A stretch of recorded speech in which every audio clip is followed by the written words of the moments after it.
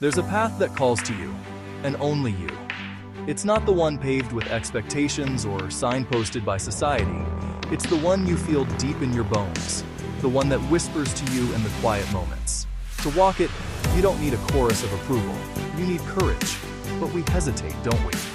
We find ourselves sitting in the waiting room of our own lives, listening to the clock tick away. We're waiting for permission. We seek a green light from our parents, a nod from our friends, a stamp of approval from society. We even wait for permission from our own fear, hoping it will one day step aside and let us pass. We tell ourselves a story that someone, somewhere, holds the key. A mentor, a boss, an expert. We imagine they will look us in the eye and say the magic words, "Yes, go for it, you're ready." But here is the fundamental truth. Life doesn't hand out permission slips.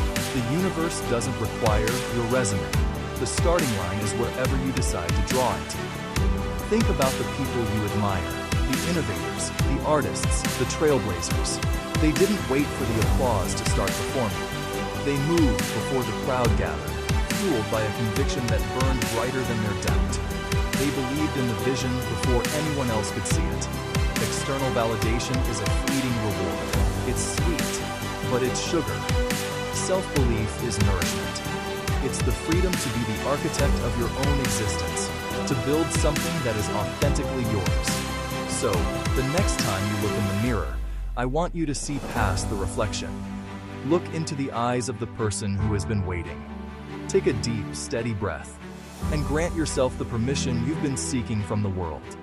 Whisper it, then say it, until you believe it. I am ready now. I don't need permission to be who I am becoming. Then move. Inspire yourself. Follow for daily motivation.